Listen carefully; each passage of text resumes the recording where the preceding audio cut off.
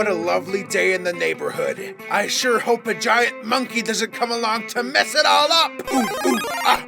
Big Monke. Hello, Big Monke. What the heck are you even doing here? I don't like how you just came here and acted like you owned the joint. Look, bro, I just wanted a milkshake. Well, put up your dukes, cause we're fighting right now. So you're approaching me. Well, in that case, I'm willing to fight.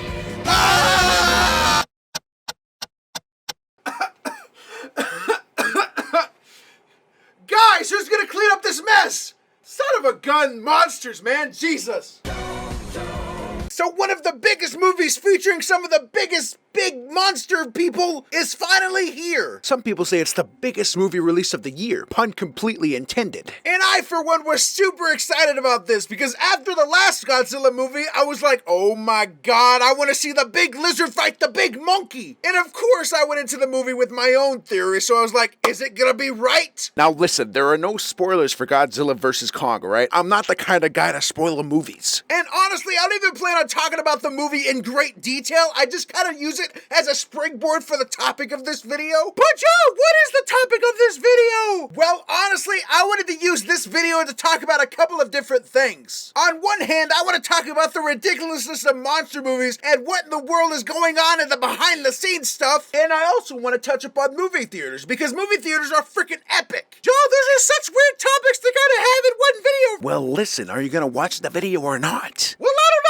PewDiePie just released another video, so I'm gonna go watch him! Wait, no, come back, please! Now, as I was watching Godzilla vs. Kong, I had a couple realizations. So you know how Godzilla and Kong are fighting, right? Like, they're throwing each other against buildings, they're throwing each other across town, people are screaming and running around. Well, a certain thought came into my mind, and I said to myself, how in the world are people going to pay for this stuff? Who's going to be paying for the property damage? What about the people who die in the wake of the fight? Because listen, in a lot of these fights, these buildings get knocked over and stuff just gets thrown everywhere. There's a few shots in the movie where like they show humans like walking and stuff like that, and then all of a sudden Godzilla steps down, and I'm just like, oh. After I saw those people die, I was like, all right, well, big monsters are still fighting, so ooh.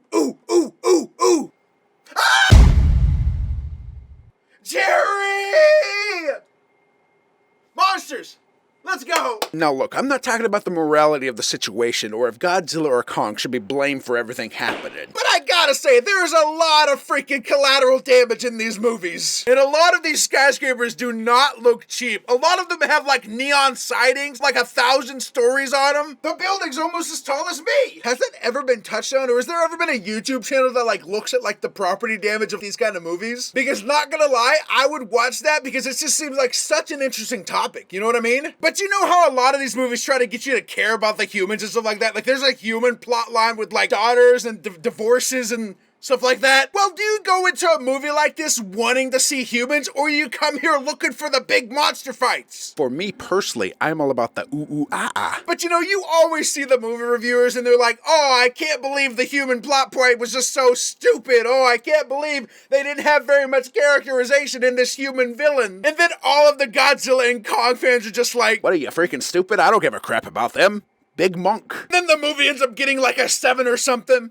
Thanks, IGN. Will we ever forget about the time they rated a Pokemon gave 7.5 because there was too much water? No, we will not. But after I got through watching this movie, I came out of it just like, bruh, that was freaking epic. There was so much amazing stuff in this movie, so many awesome fights, the choreography was just through the roof, and there were a lot of oh crap moments as well. But like, you know, the good oh crap moments, the moment that makes you think like, oh, that was freaking epic. But you know, as much as I hate the human aspect of these movies, I gotta say, this one, the newest Godzilla and Kong movie, it had some pretty epic human moments, I'm gonna be honest. And you know what, I actually feel like they leaned into a lot of good cliches as well, so you know what, I'll give it a pass this time, good stuff. But you know what's really interesting about this entire situation is that like, I never realized how much I missed theaters over this past year than after I saw this movie. Because I actually ended up seeing this movie in an IMAX theater. Don't worry, there were a lot of precautions for like COVID and stuff like that, so we did it safe, don't worry. Because you know, it's crazy that whenever you're watching one of these kind of movies, especially a big like monster-filled movie, you feel everything. The roars of Kong and Godzilla were just like shaking me. That's exactly what it felt like. And like I said, I just really miss movie theaters. This movie made me realize how much theaters were amazing. $25 for a large popcorn? What the crap? Now look, I didn't say the cost was awesome. I said that the theater experience was awesome. And you know what's really funny about that? I don't actually have to deal with a lot of those prices because I play my theater cards very smart. Now, I don't realize how it is across the nation or like perhaps all over the world, but every single Tuesday here where I live, they actually have what we call $5 Tuesdays, where the movie theater would be open and the prices of the snacks and stuff like that were like cut in half. So instead of the popcorn being $50, it was like $25. It would actually be like from $10 to like $4. It was really good. So in total, if I went to the movie theater on a Tuesday, it would cost me, for myself, just cost like $9 or something like that. Because if you're not eating popcorn at a theater, what the heck are you doing? But you know, every time I went to the theater, I thought to myself, this is such a good way to get away from the normality of life or like anything that's stressing me out. I can take like 2 hours to escape. Take like, for example, pre-COVID, whenever I used to actually go into the office for work. Every single Tuesday, right after work, head right over there to watch a movie. It was my chance to unwind and just sit back in a really comfortable chair and just be like, yeah. But you know what? Purposely with those $5 Tuesdays, I always use those times to watch films that I probably wouldn't watch normally. Especially with the cost. And it would like really expand my movie library. Like those 2 movies that I was telling you about, those were freaking awesome. And honestly, I probably never would have watched them if it weren't for those movie theater situations with the $5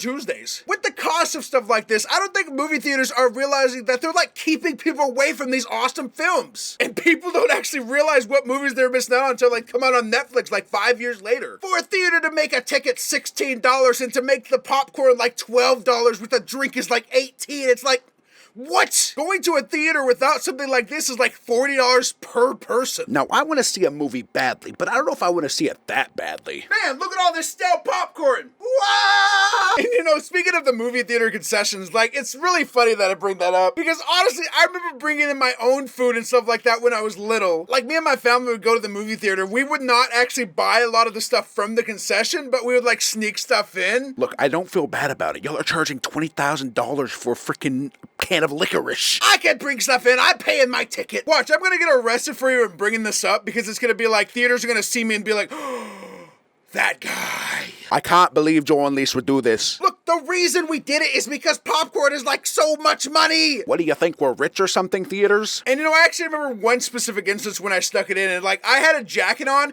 and my parent was like, hey, you know, put this inside of your jacket. No one's gonna notice. And then when I walked up to the counter to buy the ticket, I looked in like the door and like the reflection on it and I could see like a little bulk underneath my jacket. Like that's obviously something there. So when my parent got up to the counter, I was sweating to death because I was so nervous. And I remember almost confessing because I felt so bad. But you know what? After I got into it and I started eating that licorice, I did not feel bad at all. Jawunleashed, the outlaw, the person who brings food into movie theaters.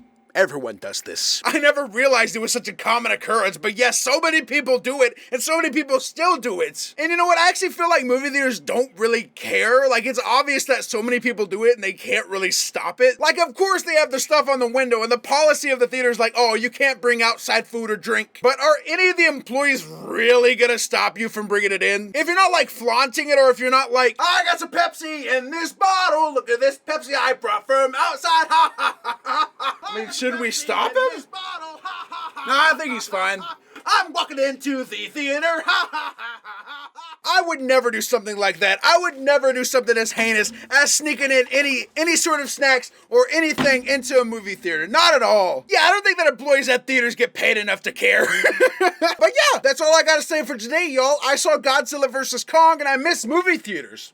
That's all there is to it. And if you haven't seen Godzilla vs. Kong, go watch it. It's freaking epic. There are a lot of awesome fights in it. And I gotta say, it's better than Godzilla King of the Monsters.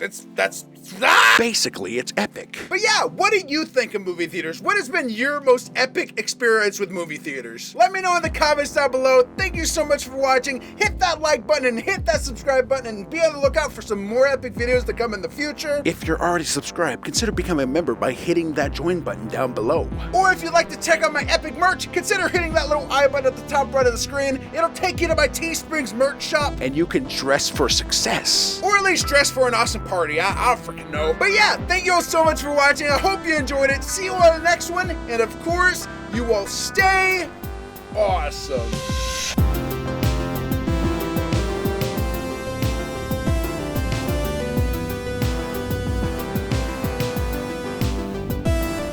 Godzilla, Kong, you both owe about $130,000 in property damage, so I'm gonna do that for both of you. Check or money order will work. Why are you lifting your leg up?